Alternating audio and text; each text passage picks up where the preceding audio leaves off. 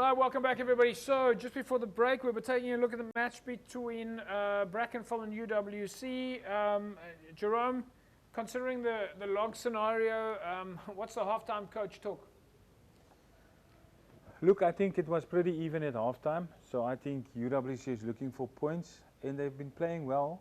I would think that they don't have to change much in the way they were playing. Yeah. And I think what the coaches would say, maybe get into their 22 because they were mauling quite well. All right. Right, folks, let's go there now. Second half, Brankenfell, UWC.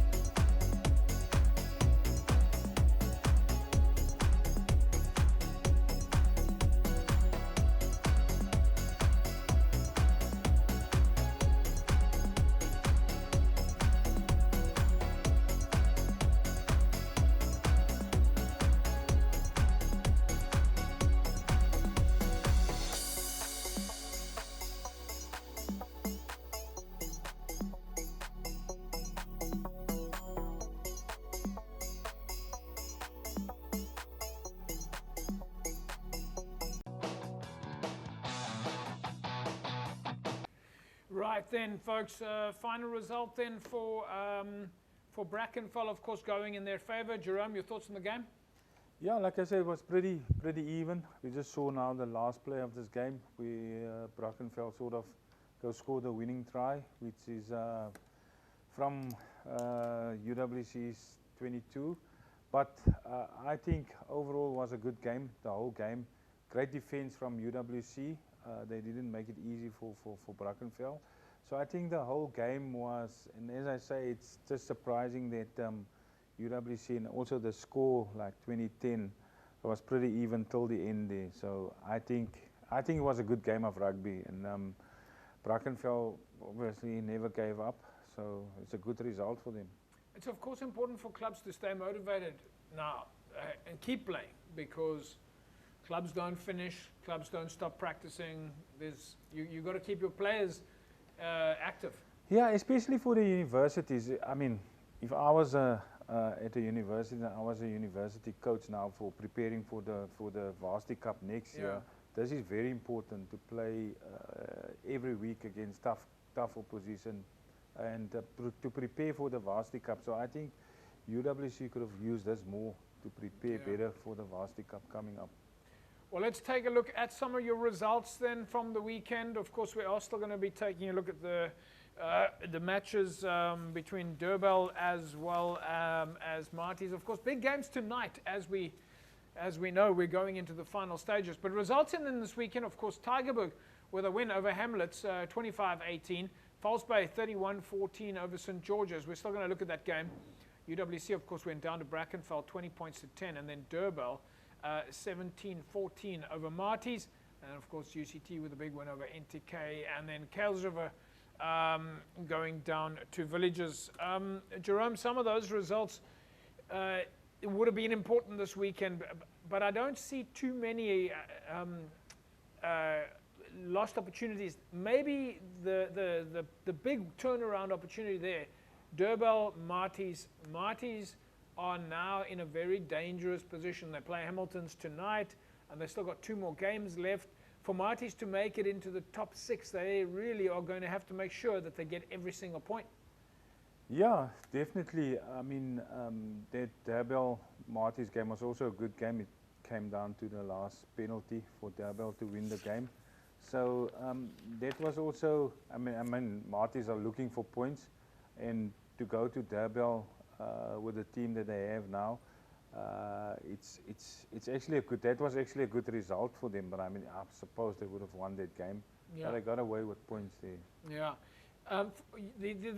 The big jumps, I mean, we're in that space now where the top 6, and we're going to look at some of these permutations, but one of the biggest jumps in the last 2 weeks is UCT. And that made quite a difference to the log already. Yeah, I mean, UCT, they were starting off well, and then sort of in the mid-table of the season, they started to lose a few games. But for them to pick up again, yeah, it's a great comeback from them to pick up in where they are in the log now. Yeah. Obviously for folks who are not sure, folks, let's quickly show you the log, and you'll see that a lot of the clubs, or some of the clubs have now in fact played 14 games, which means that for them the chances to make it in the top 6 or avoid the relegation is over. Let's quickly take a look at the log. UCT now, of course, sitting at the top of the log on 13, Durbell on 13, Helderberg 13, Hamilton's, Unimol, and then of course the moving factors here mean Villages still have 2 games in hand. False Bay, top 6 opportunities are gone. St. George's, Tygerberg, those games are finished. So Jerome, when we look at this log, and we'll talk more about it in a sec, but there's still potential for a lot of movement on this log. Yeah, if you look at especially where Villages are, they're 6. But they still have 2 more games in hand, and they're on 43. Yeah. So, yeah, they can also cause upsets. So we're going to talk about some of the permutations still in the next segment. Folks, we still got False Bay and St. George's highlights, as well as Durbell and Marties. And of course, we'll take a look at some of the action in Super League B and C. Of course, big game this weekend between SK Warmers and Primrose. SK Warmers have been dominating the Super League B log. And, well, it looks like they are heading back up to Super League A. Of course, we do still have the playoffs to go. But, right, folks, don't forget, of course, our Score Energy Drinks competition a little bit later during the course of the show. We'll tell you more about that. Don't go away. Back in a sec.